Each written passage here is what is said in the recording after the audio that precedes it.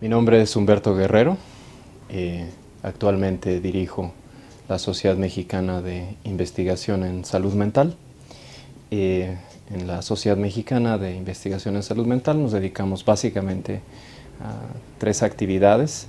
La primera tiene que ver con investigación en temas relacionados con, por ejemplo, cómo afectan algunas situaciones o fenómenos sociales como el acoso escolar a las víctimas o los agresores o los testigos. También otro de las actividades que tenemos es la capacitación. Capacitamos a profesionales de la salud mental en algunos tratamientos específicos, psicoterapéuticos, para trastornos específicos. También damos asistencia o atención psicoterapéutica, psicológica, psiquiátrica, ¿sí?, a algunas personas que nos solicitan la atención. Y también derivado de esto desarrollamos proyectos de intervención o protocolos de intervención para situaciones específicas. En este momento estamos implementando un proyecto que se llama Escuelas en Paz, que tiene como objetivo promover la educación por la paz y la cultura por la paz como una estrategia para pues revertir de alguna manera la violencia escolar que estamos viviendo hoy en día. Y bueno, pues esta estrategia incluye a toda la comunidad escolar, tanto a la dirección, a todo el cuerpo docente, al área administrativa, a la comunidad de padres y por supuesto a los alumnos. Básicamente lo que me lleva a interesarme en este tema son mis pacientes. Hace algunos años comencé a recibir en mi consulta a muchos niños que estaban o recibiendo acoso escolar o generándolo o jugando un rol mixto, es decir, primero lo recibían y luego lo generaban. Y esto me llevó a algunas juntas en algunos colegios con las coordinadoras, las directoras, las psicólogas, ¿no? Entonces, de ahí empieza el interés hasta que pues, es ya un colegio que me hace una solicitud específica para desarrollar toda una estrategia, primero como una intervención en crisis con los niños que estaban teniendo o estaban involucrados directamente en el conflicto, y después ya como una estrategia global que incluyera a todo el colegio para promover la cultura de la paz, para prevenir situaciones de violencia escolar y para regular las que pues ya existan o se vayan presentando.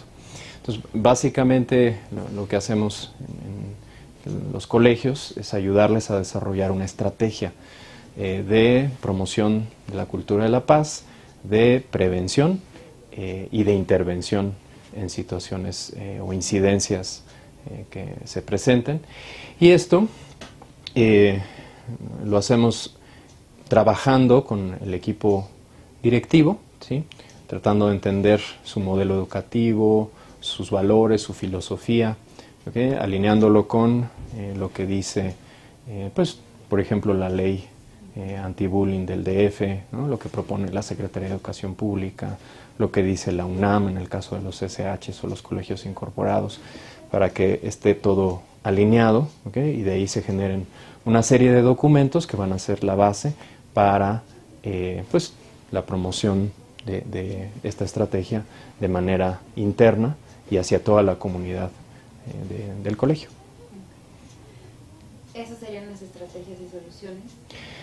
Esas son algunas de las estrategias y soluciones. Esa es como la estrategia, y derivada de esta estrategia general se plantean una serie de estrategias secundarias, ¿no?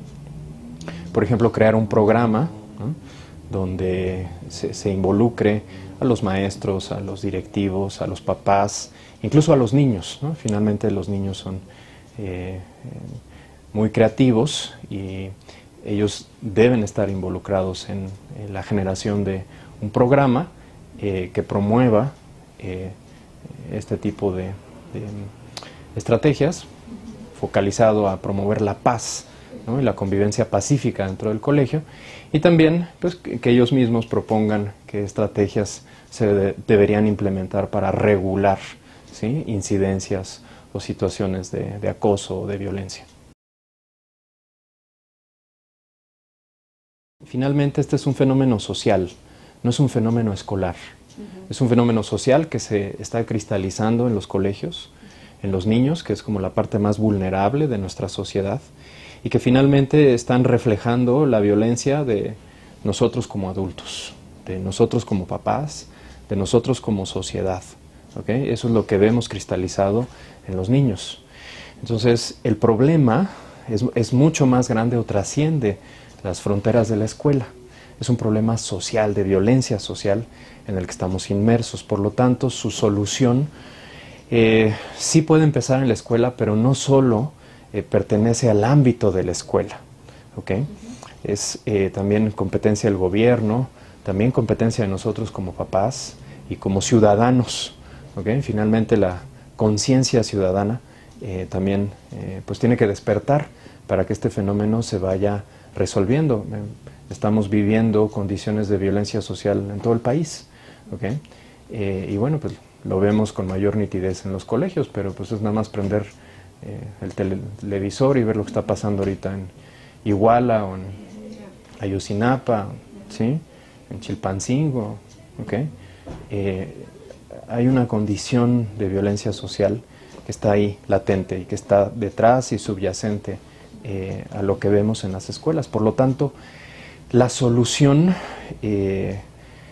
del problema del acoso escolar va más allá, ¿sí? De las intervenciones que hagamos en los colegios. ¿Okay? Sí funcionan, finalmente existen muchos datos, ¿okay? Desde hace décadas, que demuestran que las intervenciones en colegios, las estrategias, ¿sí? Funcionan y reducen el índice de acoso e incrementan la convivencia pacífica. Eso está demostrado científicamente. ¿Okay? En otros países, desafortunadamente en México no se invierte mucho en investigación, entonces no hay o no tenemos muchos datos en ese sentido en nuestro país, pero tenemos datos de otros países que nos llevan 30 o 40 años de ventaja en estas situaciones, que han demostrado que hacer este tipo de intervenciones en colegios funciona, ¿okay? Y reduce el índice de acoso. Y bueno, regresando un poco a las preguntas que me hacías. Finalmente, una estrategia aislada, por ejemplo, ir a dar una conferencia en un colegio puede tener un impacto, ¿okay? Y puede ayudar a sensibilizar, a crear la conciencia. Sin embargo, es mucho mejor si esta conferencia está alineada o está amarrada con una estrategia global.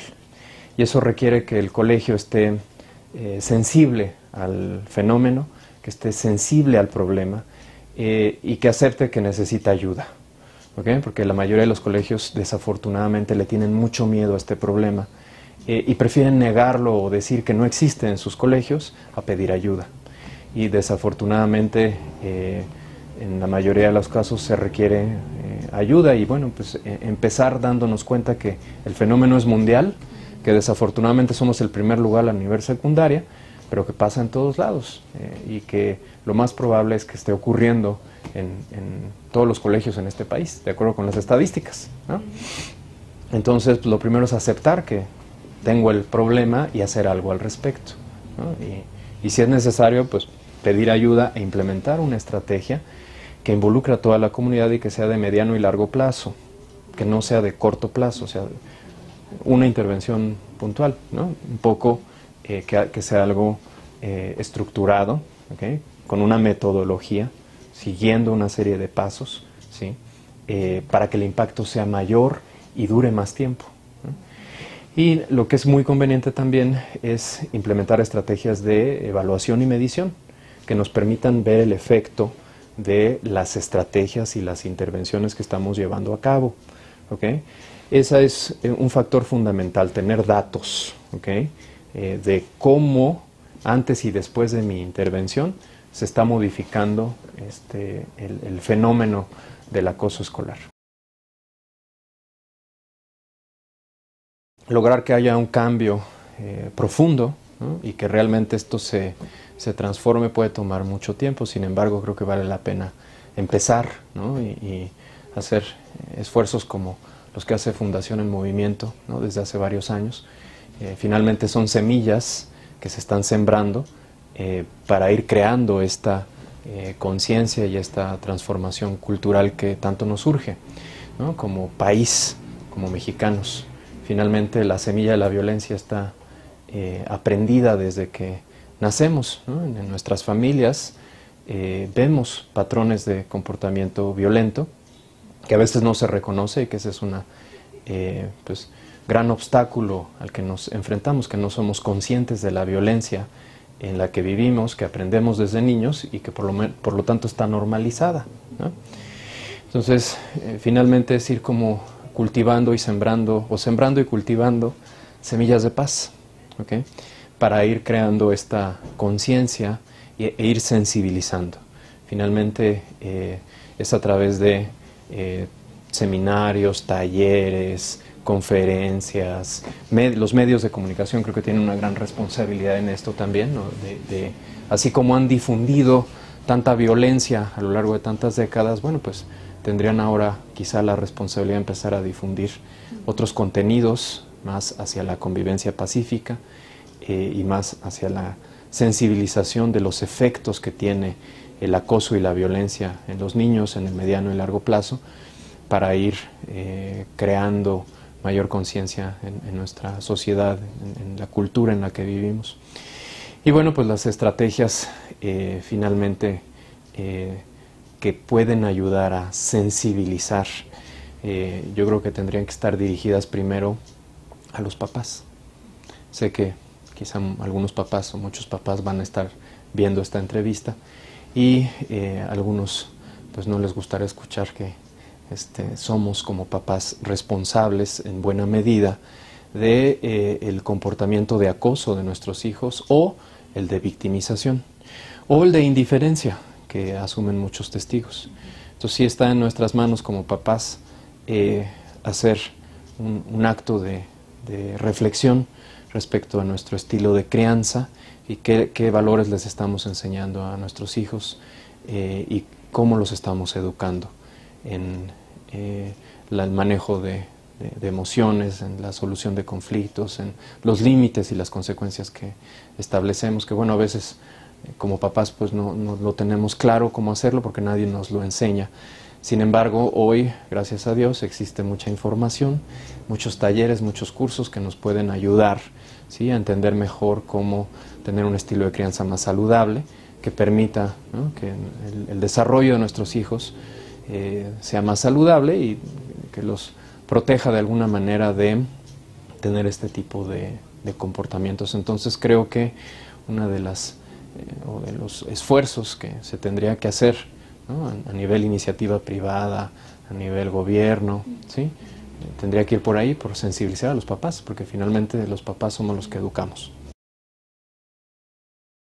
Mira, existen muchos estudios que han evaluado a niños, ¿sí?, en edad escolar, en donde se determina qué rol están jugando, ¿okay?, y se evalúan algunas condiciones de salud mental que puedan estar asociadas, ya sea que son preexistentes o que son generadas por el tema del acoso. Y luego se les da seguimiento a estos niños por décadas, ¿okay?, 2, 3 décadas. Se les está evaluando para ver cómo van evolucionando. Entonces esto permite este tipo de estudios longitudinales, es decir, de muy largo alcance, ¿okay?, nos permiten ver cómo evolucionan estos niños y hacia dónde se van a dirigir. Y lo que se ha encontrado en este tipo de estudios es que un porcentaje significativo de estos niños sí van a tener alteraciones en la salud mental a lo largo de su vida, y esto va a impactar negativamente todas las áreas de su vida. Entonces, por ejemplo, los niños que sufren el acoso, los niños que están en el rol de víctima o en esta situación de victimización, lo que se ha encontrado es que en la mayoría de estos niños van a desarrollar trastornos del estado de ánimo, depresión mayor, distimia, ¿sí?, y van a desarrollar trastornos de ansiedad, ansiedad generalizada, ansiedad de separación, ¿ok? Y en la adolescencia, cuando llegan a la adolescencia, pues estos niños van a tener problemas para socializar, ¿okay? Para interactuar, ¿okay? Lo cual va a afectar dramáticamente su autoestima, ¿okay? Que es otro de los temas en donde incide, ¿sí? Directamente el acoso en la autoestima. Y bueno, obviamente esto va a tener repercusiones escolares, familiares, relacionales, ¿okay? Y luego laborales, ¿okay? Porque finalmente este patrón de comportamiento se repite, ¿no? Entonces cuando uno llega a la vida laboral, bueno, pues nunca falta que se encuentra uno con un jefe, un compañero que tiene el patrón de acoso y entonces se vuelve a victimizar, ¿no? Se revictimiza y se repite la historia. Así es que esa persona no hace nada y no trabaja, ¿no? Consigo misma y con sus patrones de victimización. Y finalmente, también se ha observado que estos niños, a lo largo del tiempo, van a desarrollar algunos trastornos de personalidad. Lo que se ha encontrado es que, por ejemplo, algunos de ellos desarrollan trastorno dependiente de la personalidad, ¿okay? Van a ser personas que habitualmente van a tener una actitud sumisa y van a requerir que otras personas guíen su vida y les digan lo que tienen que hacer. Entonces van a buscar una figura de autoridad a lo largo de la vida que les diga hacia dónde dirigirse y qué decisiones tomar. Otro trastorno de la personalidad que se asocia a la victimización tiene que ver con el patrón inestable de la personalidad. ¿Okay? Son personas que tienen mucha dificultad para manejar sus emociones, tienden a tomar decisiones impulsivas, sus emociones, ¿no? Los sobrepasan, ¿okay? Y bueno, habitualmente pueden llegar a tener comportamientos autodestructivos, ¿okay? Se involucran en relaciones destructivas, tienden, por ejemplo, a cortarse, a lastimarse, a beber en exceso, usan drogas, ¿sí? Entonces, bueno, desarrollan un patrón inestable de la personalidad. Y esto como consecuencia pues, de una traumatización en la infancia, de un maltrato en la infancia severo, ¿okay?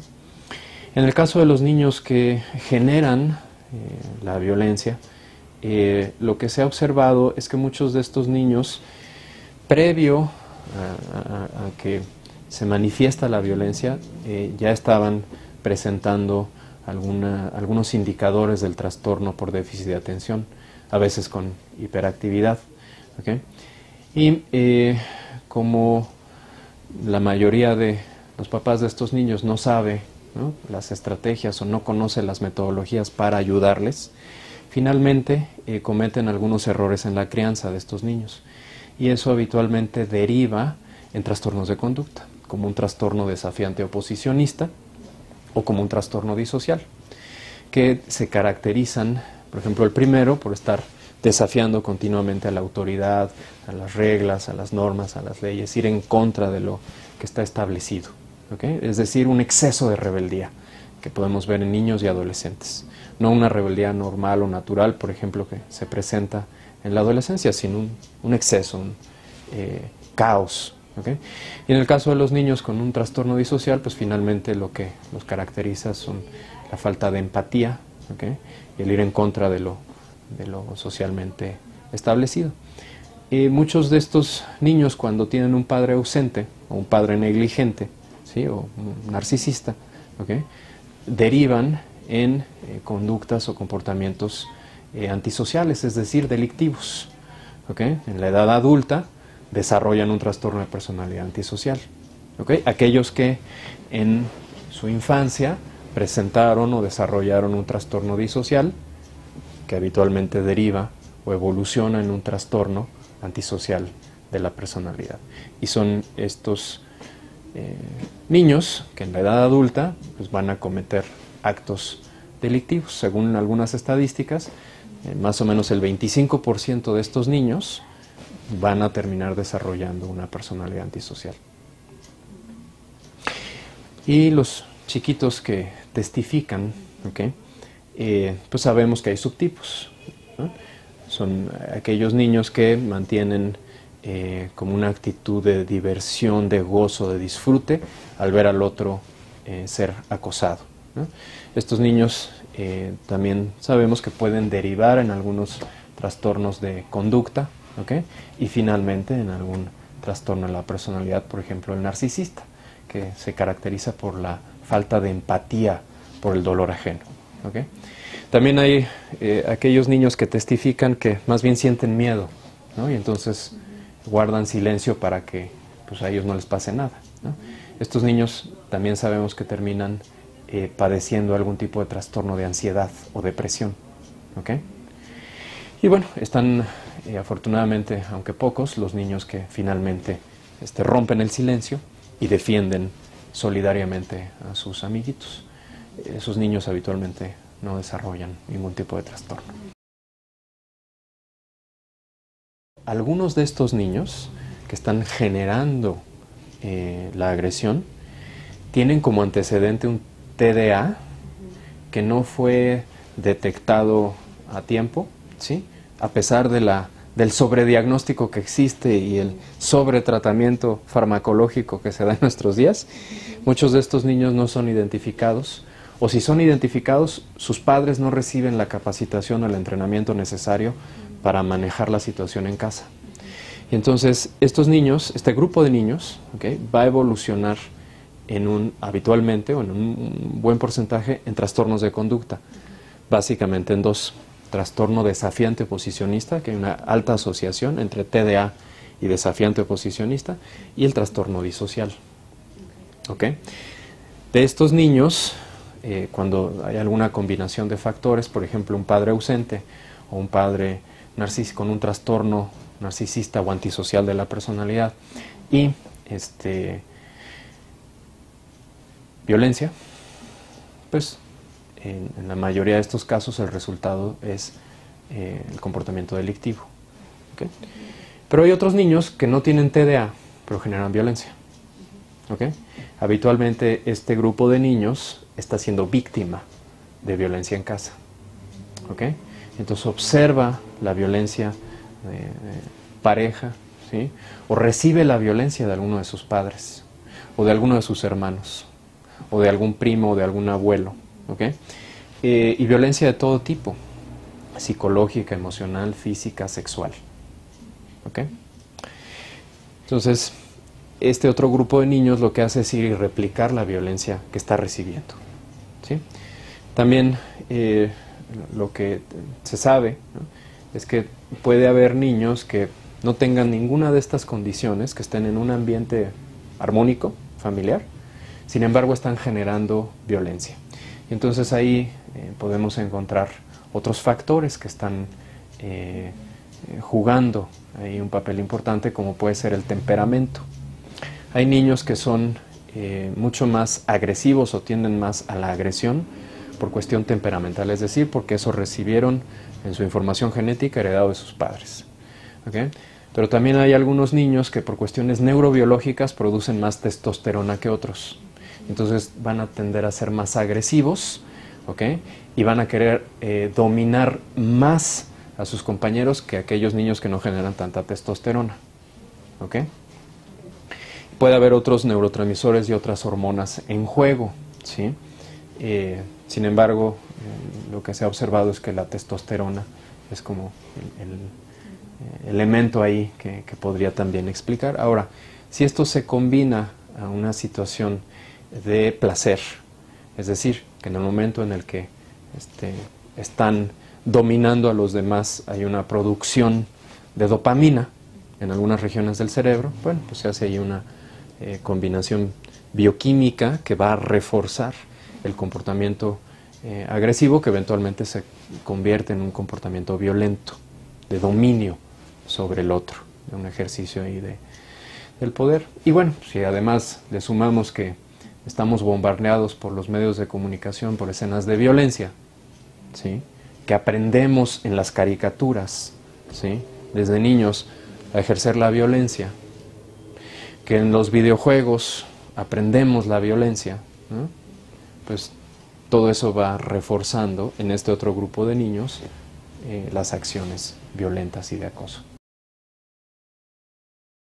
Mira, habitualmente, como dices, debe ser un especialista, ya sea un neurólogo o un psiquiatra, ¿sí? De preferencia que tenga este trato con niños y adolescentes, ¿sí?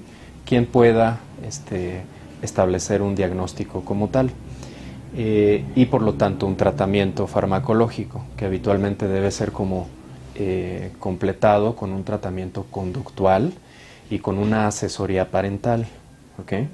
Que a veces como papás podemos caer como en una zona de confort y decir, bueno, pues al fin ya lo está atendiendo el psiquiatra, el psicólogo, el neurólogo, y entonces pues yo ya no tengo nada que hacer. Y al contrario, tenemos mucho que hacer como papás en el tratamiento.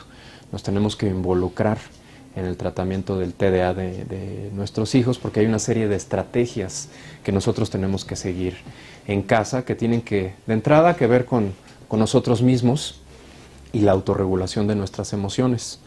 ¿Okay? Si nosotros no regulamos nuestras emociones, va a ser difícil que le ayudemos a nuestro hijo a regular sus propias emociones, que es una de las características de los niños con TDA. Tienen dificultad para regular sus emociones. ¿Okay? También necesitamos desarrollar como papás estrategias de expresión del afecto, ¿okay? Digamos, de una manera más efectiva. También tenemos que desarrollar estrategias para poner límites y establecer consecuencias de una manera clara, precisa y firme y sostenida en el tiempo. ¿Okay? También es ahí donde, debido a la dispersión que existe en este trastorno, bueno, pues los niños están, ¿no?, brincando de una actividad a otra y cambiando, ¿sí?, su atención de un lado para el otro, y es importante que a través de este tipo de estrategias les ayudemos a focalizar la atención y a seguir reglas. ¿Okay? Evitar castigos, evitar premios y más bien establecer consecuencias positivas y negativas. ¿Okay? Que hay una gran diferencia entre lo que es una consecuencia y un castigo o un premio. ¿Sí? El castigo del premio es lo que a mí se me ocurre en ese momento. Si estoy enojado o furioso, pues igual va a ser desmedido, ¿no? A diferencia de una consecuencia que se establece antes de que ocurra el acto, ¿sí?, y se establece en acuerdo con el niño o el adolescente. ¿Okay? Y luego finalmente tenemos que desarrollar habilidades de solución de conflictos y de comunicación. Entonces nosotros como papás tenemos un gran trabajo que hacer con los niños que están sufriendo TDA o algún trastorno de conducta o algún trastorno del estado de ánimo o algún trastorno de ansiedad. ¿Okay? Tenemos que aprender, leer, informarnos, pedir asesoría, consultar especialistas, ¿okay?, que nos guíen, nos orienten para ayudarle a nuestros hijos. ¿Okay? Habitualmente, una de las características de este trastorno es la dificultad para poner atención.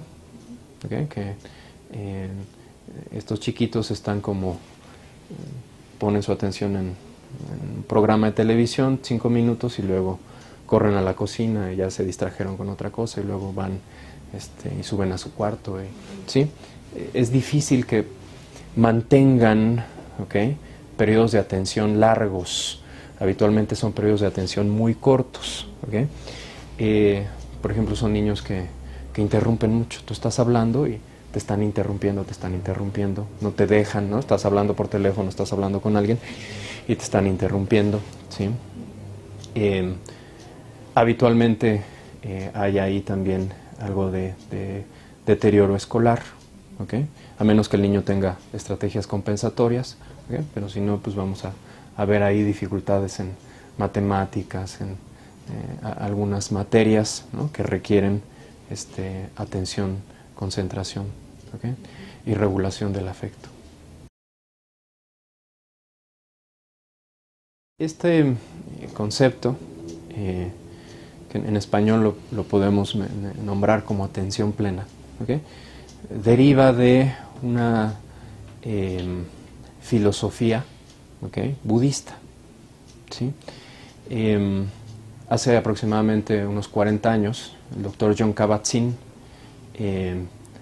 practicante del budismo y de la yoga, ¿okay? Decidió implementar un programa en un hospital en Estados Unidos, ¿okay? Con personas que padecían dolor crónico. Entonces lo que encontró, ¿no?, después de enseñarles una técnica meditativa descontextualizada de este mundo filosófico religioso y contextualizada en el mundo de la salud y la psicología y la salud mental, lo que encontraron fue que hubo una reducción en el dolor o en la percepción del dolor de esos pacientes. Entonces les interesó a algunos investigadores de este hospital y empezaron a hacer algunos grupos con otros padecimientos físicos como cardiopatías, diabetes, etcétera, enfermedades crónico-degenerativas. Entonces empezaron a ver que había una mejoría en los síntomas de estos pacientes y dijeron, pues ¿a qué se debe? Entonces empezaron a usar tecnología y empezaron a medir, ¿okay?, nuestras señales biológicas como presión sanguínea, tasa cardíaca, variación de la tasa cardíaca, temperatura periférica, ¿sí? Y empezaron a hacer escaneos cerebrales, ¿okay?, para ver qué ocurría, por qué se daban estos efectos que se registraban, pues, en las mediciones médicas que tenían. Entonces, bueno, finalmente lo que después de algunos años las investigaciones fueron demostrando es que esta técnica de atención plena mejora el funcionamiento del cerebro. Y eso se consigue, de acuerdo con lo que se ha encontrado, al mejorar una función cognitiva que es la atención. En esta estrategia de atención plena lo que tú haces es poner la atención en una experiencia, sea tu respiración, una sensación física, un sonido, algo que estás saboreando, algo que estás escuchando, algo que estás viendo, una emoción que estés sintiendo. Ahí depositas toda tu atención, ¿okay? Lo que hace habitualmente el cerebro es irse hacia otro lado después de un rato, ¿okay? El ejercicio es regresar la atención a esa experiencia, ¿okay? Entonces, bueno, eso es todo lo que se hace prácticamente. Y esto lo que provoca es que se ejercite una función cognitiva, que es una de las funciones más importantes, que es la atención. Entonces, si tú mejoras tu atención, mejoras tu capacidad de concentración. Si tú mejoras tu capacidad de concentración, mejoras tu capacidad para retener información, es decir, la memoria a mediano y largo plazo. ¿Pero qué crees? Pues en el cerebro todo está interconectado, entonces también se mejora la capacidad para razonar, la capacidad para tomar decisiones, la capacidad para regular el afecto y las emociones, mejora la creatividad, ¿ok? Entonces, podemos también decir que el nivel de felicidad incrementa. ¿Por qué? Esto tiene una explicación fisiológica y anatómica. Se ha encontrado que las personas que meditan, ¿okay?, que son meditadores de muchos años, modifican la estructura de su cerebro. ¿En qué sentido? Hay una estructura cerebral que se llama amígdala. La amígdala es la encargada, entre otras estructuras, de regular emociones como el enojo, el miedo, la frustración. Entonces, lo que se ha observado en los escaneos cerebrales es que en estas personas la amígdala reduce su tamaño. Por lo tanto, esas personas sienten menos enojo, menos miedo, menos frustración. Y lo que se ha observado es que en los cerebros de estas personas se da un crecimiento en la interconexión neural, el crecimiento de las neuronas, neurogénesis, en el lóbulo frontal izquierdo. El lóbulo frontal izquierdo es el encargado de procesar la información emocional positiva, es decir, la felicidad, la alegría, la compasión, el amor, ¿okay?, entre otras estructuras, pero finalmente aquí es como la principal estructura en donde se procesan las emociones agradables y positivas, ¿okay? Son las personas que ponen atención, ¿sí?, en una experiencia o meditan, se desarrolla su cerebro, es como ir al gimnasio cerebral, ¿okay? Y entonces estas personas pueden manejar mejor sus emociones. No es que no las tengan, ¿okay?, las tienen igual que todos, solo que la intensidad con la que las experimentan es menor, las negativas, y las positivas pues mayor, ¿okay? Ahora, Y al mejorar el funcionamiento del cerebro, funciona el funcionamiento de todo el cuerpo, porque finalmente el cerebro regula todas las funciones fisiológicas corporales. Mejora el sistema inmune, mejora el sistema cardiovascular, mejora el sistema endocrino, todo mejora si mejora tu cerebro. ¿Okay? Y bueno, si lo tienes bien hidratado y nutrido adecuadamente, pues, ¿no? Y además meditas, pues haces que tu cerebro trabaje de una manera muy eficiente. ¿Okay? Ahora, si todas estas bondades las llevamos al terreno de la violencia escolar, obviamente a un niño que está generando violencia, que seguramente detrás de esa violencia hay una serie de comportamientos emocionales, ¿sí? Desbordados, como puede ser el enojo, el miedo o la tristeza. Bueno, pues si a esos niños les enseñamos técnicas de meditación, les podemos ayudar a regular esas emociones de manera indirecta. ¿Ok? Igual a los niños que están siendo victimizados, que habitualmente tienen una mala imagen de sí mismos y por lo tanto afectada su autoestima. ¿Okay? Si a esos niños les enseñamos a meditar, ¿okay? Va a bajar la ansiedad, la depresión, va a bajar el miedo, ¿okay? Y por lo tanto va a incrementar la seguridad personal. Y de ahí va a haber un reforzamiento de la autoestima. ¿Okay? No hay magia detrás de esto. Finalmente se requiere que los niños entren en un proceso de aprendizaje, ¿okay? Y toma tiempo, ¿sí? No es inmediato. Pero finalmente después de 8 semanas de arduo entrenamiento meditativo, se pueden empezar a observar cambios conductuales, cambios emocionales, incluso cambios en la actividad eléctrica del cerebro, en la estructura del cerebro, es decir, la reducción o incremento de algunas regiones y en el flujo sanguíneo, ¿sí? Entonces, bueno, es una estrategia que hoy en día está siendo utilizada en muchos contextos, incluso en el mundo de los negocios, ¿sí? Para mejorar el rendimiento de ejecutivos o de deportistas de alto rendimiento. O sea, tiene muchas aplicaciones esta estrategia de la atención plena.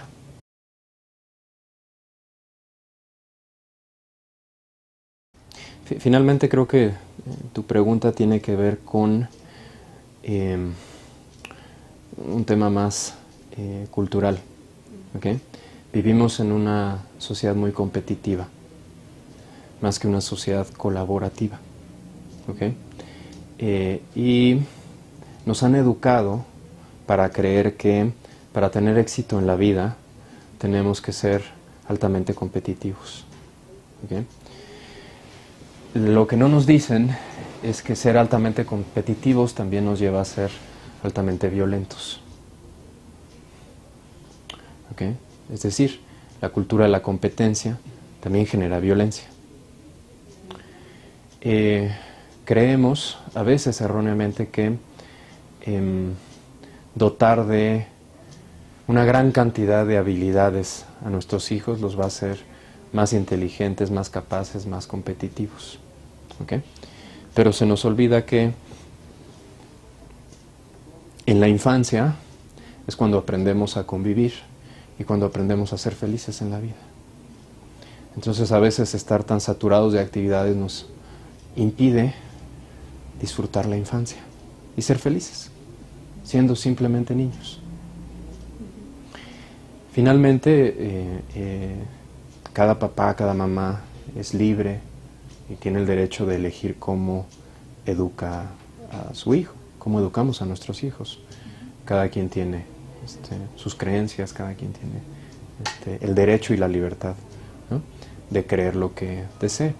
Mi humilde opinión es esta. Finalmente, quizá valdría la pena que nos detengamos a reflexionar un poco la razón por la cual hacemos lo que hacemos con nuestros hijos y para qué lo hacemos.